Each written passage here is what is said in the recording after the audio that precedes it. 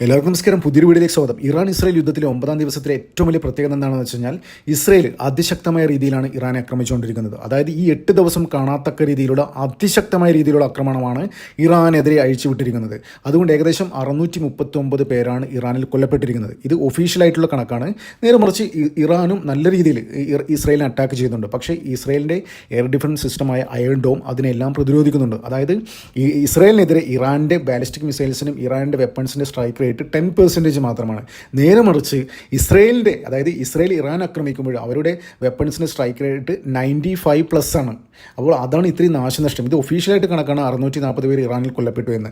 ഏകദേശം 25ഓളം പേര് ഇസ്രായേലിൻ്റെ ഭാഗത്തു നിന്ന് കൊല്ലപ്പെട്ടു എന്നുള്ള റിപ്പോർട്ട് ഇത് ഒഫീഷ്യലായിട്ട് വന്നിരിക്കുകയാണ്. പക്ഷേ അൺഒഫീഷ്യലായിട്ട് ഒരുപാട്, അതൊന്നല്ല അതിലുമേൽ ഒരുപാട് ആൾക്കാർ ഇപ്പോൾ കൊല്ലപ്പെട്ടിട്ടുണ്ട്, പ്രത്യേകിച്ച് ഇറാനിൽ. അപ്പോൾ ഇതുമായി ബന്ധപ്പെട്ട ഒരു ഇൻട്രസ്റ്റിംഗ്, വളരെ ഇമ്പോർട്ടൻ്റ് ആയ മറ്റൊരു കാര്യം കൂടി ഞാൻ പറഞ്ഞുതരാം. അതായത് ഇറാൻ കൂടുതലും കയറി അറ്റാക്ക് ചെയ്തത് സെംനാൻ എന്ന് പറയുന്ന ഒരു പ്രദേശത്താണ്. ഈ സെംനാൻ എന്ന് പറയുന്ന പ്രദേശം ഇറാൻ്റെ ക്യാപിറ്റലായ ടെഹ്റാനിൽ നിന്ന് ഏകദേശം 232 കിലോമീറ്റർ അപ്പുറത്താണ്. ഇത് ശരിക്കും നല്ലൊരു ബ്യൂട്ടിഫുൾ ഏരിയയാണ്. ഒരുപാട് നല്ല സീനറിയൊക്കെ ഉള്ളത്, അതായത് ഒരുപാട് മൗണ്ടൈൻസ്, ലേക്സ് ഒക്കെ. പക്ഷേ ഇത്തരത്തിലൊരു മൗണ്ടൈൻ ഹിൽ ഏരിയ ആണെങ്കിലും അവിടെ ഒരുപാട് ആൾക്കാർ താമസിക്കുന്ന ഒരു സ്ഥലമാണ്. ചെറുകിടമായ ഒരുപാട് സിറ്റികളുള്ള സ്ഥലമാണ് ഈ സെംനാൻ എന്ന് പറയുന്ന സ്ഥലത്ത്. അപ്പോൾ ഈ സെംനാൻ എന്ന് പറയുന്ന സ്ഥലത്തിന് മറ്റൊരു പ്രത്യേകതയുണ്ട്.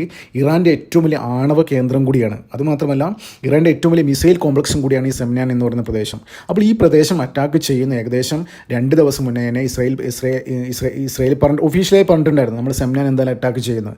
അപ്പോൾ ഇവിടെ ഇറാൻ്റെ ആണവ കേന്ദ്രം സൂക്ഷിക്കുന്ന, ആണവോർജ്ജം സൂക്ഷിക്കുന്ന സെംനാൻ അടിച്ച് ചാമ്പലാക്കിയിരിക്കുകയാണ്. അപ്പോൾ ഈ അറ്റാക്ക് നടന്നതിന് ശേഷം, ഇസ്രായേലിൻ്റെ ഭാഗത്ത് നിന്ന് കനത്ത അറ്റാക്ക് ഉണ്ടായതിനു ശേഷം അവിടെ റിക്ടർ സ്കെയിൽ ഏകദേശം 5.1 രേഖപ്പെടുത്തി ഭൂചലനം.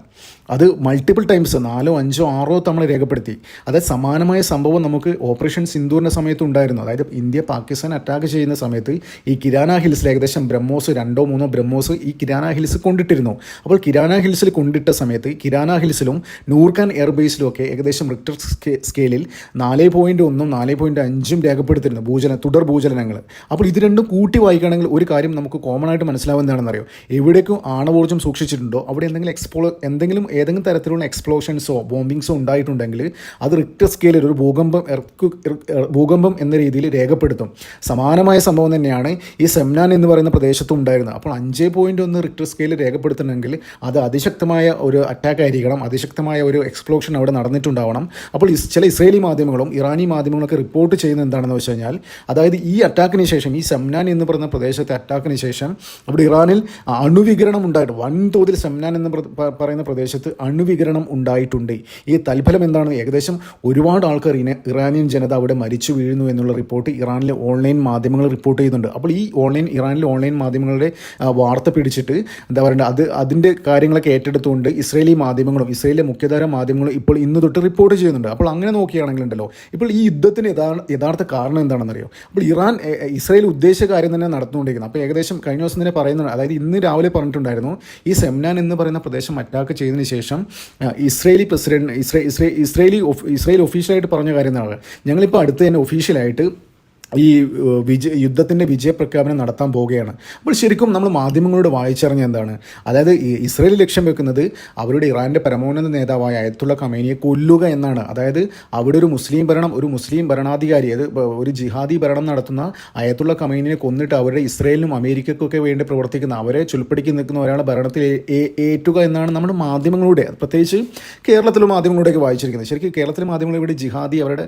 അറിയാലോ മൈൻഡ് സെറ്റ്, അതായത് ജിഹാദി മൈൻഡ് സെറ്റിലുള്ള ഒരിതായിരുന്നു. അവർ ഇത്തരത്തിലുള്ള ആൾക്കാർക്ക് സപ്പോർട്ടായിട്ട് ഇത് എഴുതൂ, സത്യങ്ങളൊന്നും വിളിച്ചു പറയില്ല. പക്ഷേ ഞങ്ങളെപ്പോൾ ഓൺലൈൻ മാധ്യമങ്ങൾ ഉള്ളതുകൊണ്ട് നാട്ടുകാരൊക്കെ ജനങ്ങളൊക്കെ സത്യം തിരിച്ചറിയുന്നു എന്നാണ്.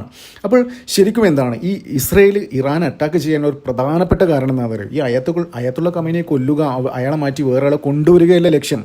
നേരെ മറിച്ച് ഇതിൻ്റെ റൂട്ട് കോസ് എന്താണെന്നറിയോ? അതായത് ഇറാൻ യുറേനിയം സമ്പുഷ്ടീകരണം നടത്തുന്നു. ശരിക്കും ഇറാൻ്റെ കയ്യിൽ ആണവോർജ്ജമില്ല. ഇത് ശരിക്കും കിട്ടുന്നത് എവിടെ നിന്നാണ്? ശരിക്കും എന്താ പറയുന്നത് വെച്ചാൽ ഇത് പാകിസ്ഥാനാണ്. പാകിസ്ഥാൻ ഒരു ന്യൂക്ലിയർ കൺട്രിയാണ്. അപ്പോൾ അവരാണ് ഇറാൻ യുറേനിയൊക്കെ കൊടുക്കുന്നത്. അപ്പോൾ ഇറാൻ ഈ പാകിസ്ഥാൻ്റെ കയ്യിൽ നിന്ന് യുറേനിയം സമ്പുഷ്ടീകരിച്ചിട്ട് എടുത്തിട്ട് അത് ആണവ ബോംബുകൾ ഉണ്ടാക്കുന്നു. അപ്പോൾ ഇസ്രായേൽ പോലുള്ള രാജ്യങ്ങൾ ഇടാൻ വേണ്ടിയിട്ടാണ് ഇവരുടെ പരിപാടി. അത് മുളയിലൂടെ നുള്ളുക, അതാണ് മെയിൻ ടാർഗറ്റ്. ഈ ഇറാൻ ഇസ്രായേൽ യുദ്ധത്തിൻ്റെ, അതായത് ഇസ്രായേൽ ലക്ഷ്യം വെക്കുന്നത് അതാണ്. അതായത് അവരുടെ പ്രൈമറി ഒബ്ജക്റ്റീവ് എന്താണെന്ന് വെച്ച് കഴിഞ്ഞാൽ ഇത് നിർവീര്യമാക്കുക, ഇവരുടെ പക്കലുള്ള ആണവോർജ്ജം നിർവീര്യമാക്കുക. അതിന് എല്ലാവിധ സപ്പോർട്ടുകളും നൽകുന്നത് അയത്തുള്ള ഖമേനി തന്നെയാണ്. അയത്തുള്ള ഖമീനി എന്ന് വെച്ച് കഴിഞ്ഞാൽ ഒരു ജിഹാദി മൈൻഡ് സെറ്റുള്ള ഒരാളാണ്. നമുക്കറിയാം ഇറാനെ സംബന്ധിച്ചിടത്തോളം ഇന്ന് ലോകത്തിലെ ഏറ്റവും റിച്ചസ്റ്റ് ആയ ഒരു രാജ്യമായി നിൽക്കേണ്ട ഒരു രാജ്യമാണ് ഇറാൻ. അപ്പോൾ ഇന്ന് നമുക്ക് കാണുന്നില്ല ഗൾഫ് രാജ്യങ്ങളൊക്കെ. അപ്പോൾ ആ UAE അങ്ങനെയുള്ള ദുബായ് അങ്ങനെയുള്ള സ്ഥലങ്ങളൊക്കെ ഉള്ളത് മാറി ആ ഒരു സ്റ്റേച്ചറിൽ നിൽക്കേണ്ട ഒരു രാജ്യമാണ് ഇറാൻ. അത്രത്തോളം അവിടെ എണ്ണശേഖരമുണ്ട്. ഈ എണ്ണശേഖരം ഉണ്ടെന്ന് വെച്ചാൽ ഈ ദുബായിലും മറ്റെന്താ പറയുക അറബ് കൺട്രീസിലും ഇറാനിലും തമ്മിലുള്ള വ്യത്യാസം എന്താണെന്ന് അറിയോ? ഇറാനിലെ വളരെ പ്യൂരിഫൈഡ്, വളരെ പ്യൂറായിട്ടാണ്. അത് അവിടെ ഒരുപാട് പ്യൂരിഫിക്കേഷൻ നടത്തിയിട്ട് കിട്ടുന്ന അതേ എണ്ണയാണ് ഇവിടെ ഇറാനിൽ വേണമെങ്കിൽ ചുമ്മാ കുഴിച്ചെടുക്കാം.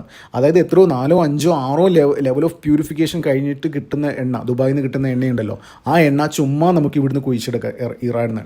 അപ്പോൾ ഇവിടുത്തെ ഭരണാധികാരികളുടെ കയ്യിലിരിപ്പുകൊണ്ടാണ്. ശരിക്കും പാകിസ്ഥാനാണ് ശരിക്കും ഇവരുടെ ഒരു വഴിക്കാക്കി. ഇപ്പോൾ ഈ എന്താ പറയുക പാകിസ്ഥാൻ ആണവോർജ്ജം കൊടുത്തിട്ട് എന്താ പറയുക അവരുടെ അനാവശ്യമായിട്ട് ഭരണത്തിലേക്കും ഇപ്പോൾ രാഷ്ട്രീയ മേഖലയിലേക്കും മതം കലർത്തി വിടുക, ജിഹാദി ആശയങ്ങൾ കലർത്തി വിടുക, അതൊക്കെ ശരിക്കും അതിനൊക്കെ സപ്പോർട്ട് കൊടുക്കുന്നത്, അതിനെ ശരിക്കും ഇറാനെ പ്രേരിപ്പിക്കുന്നത് പാകിസ്ഥാനാണ്. ഈ എന്താ പറയുക ഇത്തരത്തിലുള്ള കാര്യങ്ങളൊക്കെ. അപ്പോൾ ഇതുമായി ബന്ധപ്പെട്ട ഒരു കാര്യം കൂടി ഞാൻ പറഞ്ഞുതരാം. ഈ പാകിസ്ഥാനിലെ അബ്ദുൽ ഖദീർ ഖാൻ എന്ന് പറയുന്ന ആളാണ്. അയാളൊരു ന്യൂക്ലിയർ സയൻറ്റിസ്റ്റ് ആണ്. അദ്ദേഹം ഈ യൂറോപ്പിലൊക്കെ പോയിട്ട് പല പല രാജ്യങ്ങളിൽ നിന്നൊക്കെ ഈ ഈ യുറേനിയത്തിൻ്റെയൊക്കെ പല പല കാര്യങ്ങളും പഠിച്ചിട്ട് അത് പാകിസ്ഥാനിലേക്ക് കൊണ്ടുവരുന്നു. പാകിസ്ഥാനിൽ കൊണ്ടുവന്നിട്ട് അവരെന്താ ചെയ്യുന്നത്? അവർ മറ്റുള്ള രാജ്യങ്ങൾക്ക്, അതായത് ഈ മറ്റു മുസ്ലിം രാജ്യങ്ങൾക്ക് അതിൻ്റെ ബ്ലൂ പ്രിൻ്റൊക്കെ കൊടുക്കുന്നു. ഈ ആണവോർജ്ജം എങ്ങനെ ബോംബ് ഉണ്ടാക്കുക, അങ്ങനെ മറ്റുള്ളവർ അറ്റാക്ക് ചെയ്യുക, അതിൻ്റെയൊക്കെ ബ്ലൂ പ്രിൻ്റ് ഇപ്പം പാകിസ്ഥാൻ്റെ കയ്യിലുണ്ട്. അത് ശരിക്കും AK ഖദർ വന്നതിന് ശേഷമാണ് ഇറാന് കൊടുക്കുന്നത്. അപ്പോൾ ഇറാൻ അയത്തുള്ള ഖമേനിയുടെ ഭരണത്തിൽ ഇത്തരത്തിലുള്ള കാര്യങ്ങളൊക്കെ അവർ നടപ്പിലാക്കുന്നു. ഞാൻ ആദ്യം പറഞ്ഞ മാതിരി ലോകതലത്തിലെ ഏറ്റവും റിച്ചസ്റ്റ് രാജ്യമായി നിൽക്കേണ്ട ഇറാൻ ഇന്നിപ്പോൾ എന്താ അവസ്ഥ?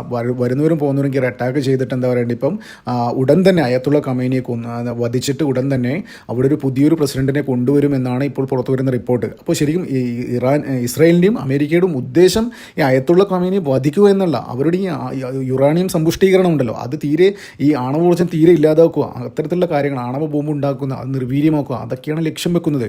അപ്പോൾ എന്ത് തന്നെയായാലും ഈ എന്താ പറയേണ്ടത് ഈ സെംനാൻ എന്ന് പറയുന്ന പ്രദേശത്തെ ആണവോർജ്ജം അടിച്ച് ചാമ്പലാക്കിയിരിക്കുകയാണ്. അപ്പോൾ അത് തന്നെയാണ് ഈ ഇസ്രായേൽ ലക്ഷ്യം വെച്ചത്. അപ്പോൾ എന്ത് തന്നെയായാലും നമുക്ക് കാത്തിരിക്കാം. വരും ദിവസങ്ങളിൽ ഇതിനെക്കുറിച്ചുള്ള കൂടുതൽ വാർത്തകൾ പുറത്തു വരും. നന്ദി, നമസ്കാരം. മറ്റൊരു വീഡിയോ കാണാം.